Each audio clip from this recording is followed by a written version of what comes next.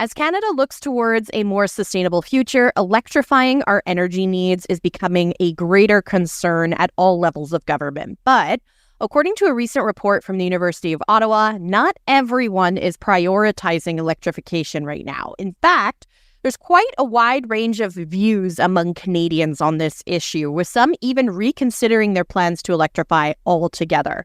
Here to chat a little bit more about this is Monica Gattinger, founding chair of Positive Energy and director of the Institute for Science, Society and Policy at the University of Ottawa. She's a leading expert in energy policy, sustainability, and public opinion, and she joins us now. Hi, Monica. Thank you so much for being here. Hi there. Happy to join you. Excellent. So this report is super interesting. It kind of highlights an overall decline in Canadians' plans to electrify their energy needs since last year. So what would you say are the main factors driving this shift? Sure. So we've seen really sort of three key factors driving the change. First and foremost is affordability. When we ask Canadians about their level of concern for energy affordability in the coming months, 2/3 of Canadians rank their level of concern very high. And so affordability for electrification, falls in that basket, right? So people are interested maybe in electrification, but at the same time, they know that there are going to be a cost associated with that, buying a heat pump, buying an EV. So affordability is definitely the top consideration. I think the second thing I'd point to, and it's sort of a good news piece, is that people are beginning to adopt more electrification in their own personal consumption, right? So we are seeing people when they respond to these questions saying, well, I've already got an EV or I've already installed a heat pump. So that is actually a really good news piece, right? That you're seeing people beginning to adopt more electrification. Then the third piece, and this is also a really important one, is around reliability. So we have a lot of people saying that they don't have a lot of confidence in the technologies. So they're, yes, EV, but what about cold weather performance? What about the number of charging stations? So their level of familiarity and confidence with some of these technologies, and then what that means for the reliability of those services for them is also a pretty big factor. Absolutely. So I feel good because I have a heat pump. So I've already, sort of done my part. And my family is looking to purchase a new vehicle. And I would love to get an EV, but they're just so much more expensive right now, which makes it challenging. And you brought up a really interesting point about charging stations that I wanted to touch on, because one concern that I have, and I don't know if this is founded, is I feel like, particularly in Quebec, our energy grid is so taxed. I feel like, the tiniest little storm and we lose power for several hours. I'm worried as more and more people move towards things like purchasing electric vehicles, what kind of impact this would have on electrical grids everywhere, not just in Quebec, but in the rest of Canada, the United States. Do you think that our existing infrastructure could handle additional taxation? There's no question that, the capacity of the grid to handle all of the new demands on it is a really big issue. And not only that, but we also see, because of more extreme weather events, that we're having more stress on the grid just, as a matter of course. So one of the things we haven't seen come out in our public opinion polling research yet, but I'm really interested to hear what you just said, Robyn, is that concern over, the reliability of the grid. And so, if I purchase an EV or if I have more of my energy dependent on electricity, does that make me more vulnerable, to outages if we've got blackouts, et cetera? And that's a big concern, I think, for the years ahead, because it's not only, individual consumers that are going to be doing more electrifying. It's also businesses, it's heavy industry. So there's a whole set of questions there around making sure that we've got the pacing, right? So that we're pacing up new demand at the same time as we're pacing supply. There are a lot of folks who are working on these issues, but you're raising a super important point. And I guess with everybody having diverse views on this kind of thing, you mentioned earlier about some people being concerned about whether EVs can function in cold weather. We're in Canada, right? So cold weather is just sort of par for the course with daily life here.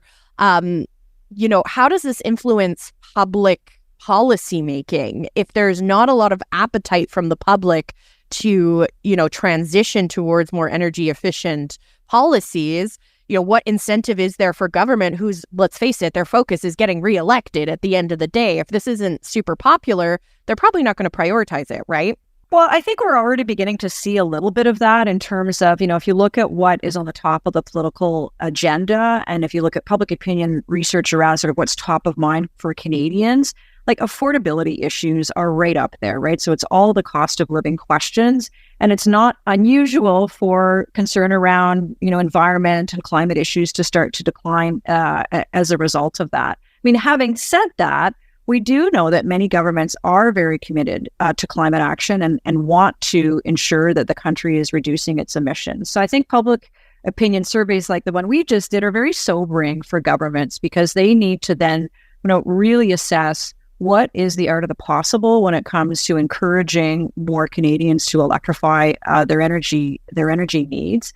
And, when it comes to electrification as a pathway for Canada, and it's a very important pathway for Canada because many of our grids are extremely clean. So it's a great way to reduce emissions, but they really need to take into consideration all the issues that people are raising as sort of a challenge for them when it comes to electrification. So affordability, reliability, that's where they need to start putting their attention if they want to make sure that people come along with them on this journey. Are there regional differences in the way Canadians think about electrification and energy transition? I imagine, I've had a lot of interesting conversations, for example, with folks from Alberta, where oil has always been king, and they seem less inclined to electrify. Is that something that you noticed with your research? We definitely do. I mean, we do a lot of research around energy and climate issues, and across the board on many of the questions that we ask, the differences can be substantial across the country. And I think, you've pointed to it, Robyn, in that we've got different energy systems in different parts of the country. And so what reliability, affordability, and economic future for different jurisdictions mean really, really differs across the country. So on the electrification polling work that we just did, for those who said that they were not interested in electrifying, and that group of people went from about a quarter of Canadians to about a third of Canadians. So it actually increased, right?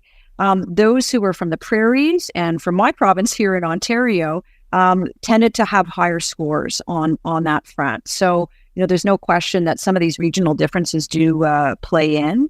For those Canadians who said that they are interested in electrifying and are beginning to take steps to do so, and there's a good piece of news that the proportion of Canadians that say they're interested in electrification, they're starting to take steps to do so, that's gone up from 25%, so about a quarter of Canadians, to about 30% of Canadians. So again, people are starting to move down this pathway, and we see higher proportions of people in Quebec and in Atlantic Canada responding in that way. So we definitely see these regional differences, and they're very much shaped by the energy circumstances and opportunities for each of the provinces. Makes a lot of sense. Are there any steps that we can be taking to build more public support and sort of consensus around electrifying Canada's energy needs? Yeah, I think that's where it's really important for Canadians to see that there is a common vision for the country. And when we ask Canadians in other public opinion surveys that we've done around, how good a job is Canada doing at articulating a long-term strategy and vision for its energy future, Canadians score governments so poorly on that. Like, it's just dismal, the scores that come back on that front. So I think that's one area where having greater alignment across federal and provincial governments, between provincial governments, that definitely helps to show Canadians this is important, not just for some regions of the country, but for all regions of the country. And I think the other piece too that's really important, and some of your earlier comments touched on it, is whatever governments can do to help in terms of that reliable, affordable energy. And so, much of the work that's going to be done around emissions reductions is really only going to proceed at the pace that we can make sure that we've got reliable, affordable energy for Canadians. Monica Gattinger is the founding chair of Positive Energy and director of the Institute for Science, Society, and Policy at the University of Ottawa. Thank you so much for your time today, Monica. Really appreciate your insight. Anytime. Thanks, Robyn.